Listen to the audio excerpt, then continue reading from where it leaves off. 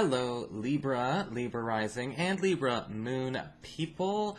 This is your astrological and card forecast for the week starting August 2nd, 2016.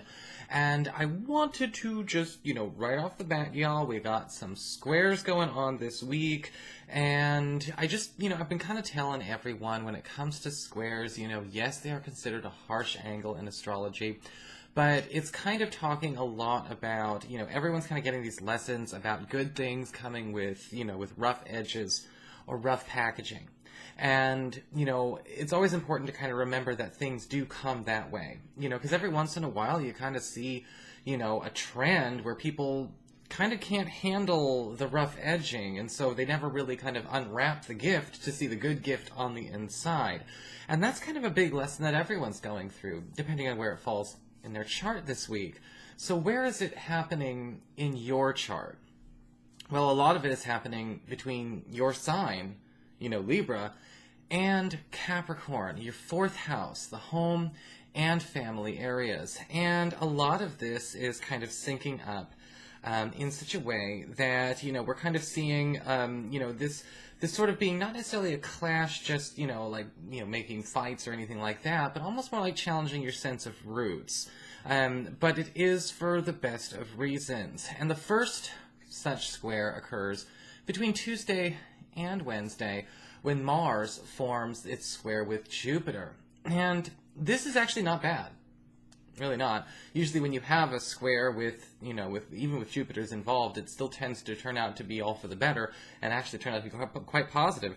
And I think that, when we have Mars and Jupiter come into a square, between the home and family area and the self, we tend to see a clash getting reconciled, or a clash kind of coming out into the open that does need to be cleared, but it's really going to be one of those situations where between you and a relative or you and a housemate, we're going to actually finally be happy it's all out in the open. Because I think that sometimes when Mars and Jupiter get together, it creates this energy that's saying, the problem is that no one's speaking up. Nobody's actually opening up. Nobody is addressing the issue, and they're either waiting for the other person to bring it up, or they wish it would get brought up by any other means. Well, luckily, by any other means in this situation does indicate the planets. And I would say extenuating circumstances could, start with a harsh fight and end with a happy ending, all within the same 48 hours. But this is actually something that's almost more like ripping a Band-Aid off, or, trying to fix a problem with a relative, or, again, maybe with somebody from your past, somebody who's connected to the roots of you, that really does need to be mended pretty dang quick, and it's just not been mended by avoiding the situation, and certainly not by procrastinating it. On Friday, we've got the Sun in your sign forming another square to Pluto in that same fourth house, the home and family area. And this clash tends to speak a little bit more about how do we get everyone on the same page. And this could actually have a lot more to do with the clash of ideals. And, everywhere in the world, especially here in the U.S. right now, there could be some issues coming up around, discussions of politics, discussions of money, discussions of fairness and fair treatment with a family member, or maybe about a family member, not even zeroed in on you, that they do need to come up. And usually when we have a square, though, all parties involved can walk away feeling happy and feeling like not only were they heard, but they got what they wanted. And so it's definitely a week where we should not try to win and make sure somebody loses. This is ultimately a win-win opportunity, both occasions. Let's let it be. So, what is going on with your cards this week? Well, appropriately enough, we do have the card of Salu for your spiritual advice. And this is always talking about the vitality and the health of either your physical body, or the health of a relationship, or the health of an undertaking that you are in, and monitoring whether or not something is getting the right amount of nutrients, the right amount of care, or if something is actually performing in a healthy way. what is and is not healthy, from philosophy all the way down to communication styles, and this is going to be a chance where everyone's going to pay attention to, like they say, 95% of a conflict isn't really what anyone's saying, it's how they are saying it. Well, when we communicate, or the way we communicate our issues, are we actually conveying our ideas, or are we conveying how we feel about our ideas? And there is a big difference, and looking at healthy communication styles also means respecting other people's communication styles.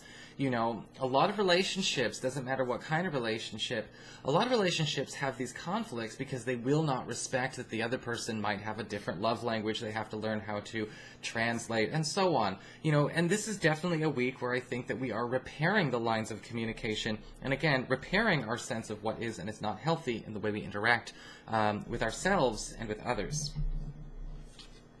For your Earth sector, when it comes to your work and finances, we do have the Ten of Pentacles upright. Beautiful, beautiful card, because this does indicate a great deal of financial growth going on in your sphere. And why wouldn't it? We've got Venus in your earned income sector for the next 2 weeks. With the Ten of Pentacles, we usually see something that is actually coming to last the test of time.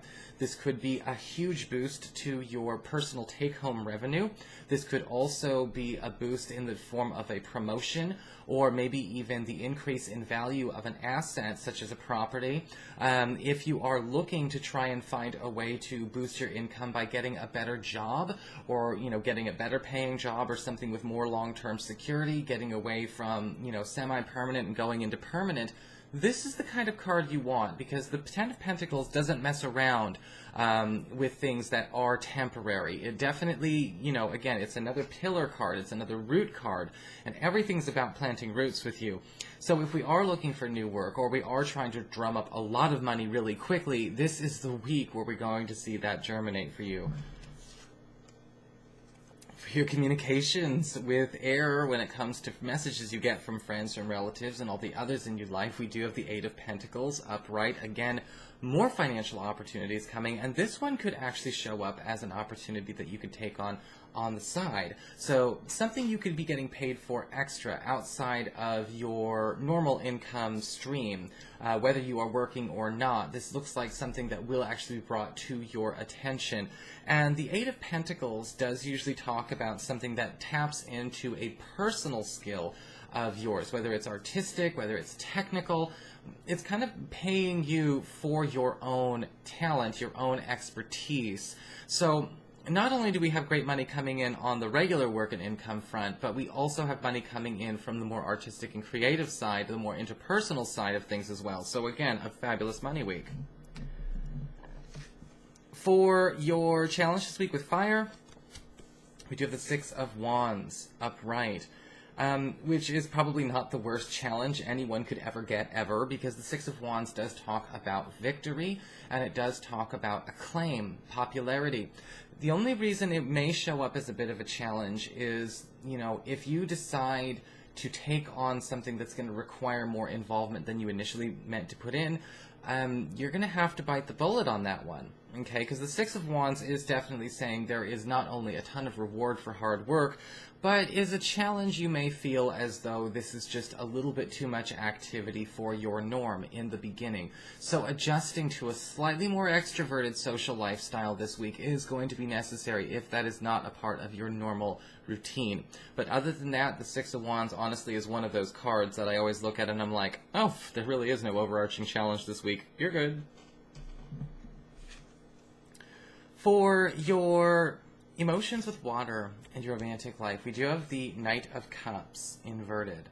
And this card is, I'm not going to lie, this card can actually bring its share of hurdles, because with the Knight of Cups inverted, we're kind of seeing a situation where either a crush or a lover, or maybe a relationship situation that just happens to have a fair amount of people involved. This could even be a child of yours and your partner's, or even a relative who's just, in communication with the relationship. Somebody is really taking advantage of the fact that people are trying to, to make them feel better about a situation that is difficult for them. And, people often do, sometimes, if they're not really in the right mind, or they, if they're just in a rough spot, sometimes get a little bit too okay with taking advantage of other people's kindness, other people's generosity.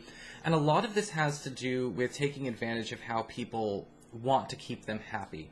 Whether it's taking advantage of the fact that a person maybe is aware that this person is a jealous or an insecure person, or this person might, have mood swings or whatever. There is going to be a problem with somebody really trying to kind of take advantage of that, and get their way. So if this is a child, if this is a crush, if this is somebody in a relationship who's kind of, letting themselves become high maintenance in a very weird, backwards kind of way, we are going to have to confront that somebody is deliberately trying to take advantage of the situation and remedy that. Okay? So that is your forecast. I hope you enjoyed it. If you did, please like, share, and subscribe. I appreciate it. And Libra, if you'd like to get a session with me, you can always follow the links below or go to integrativemysticism.com.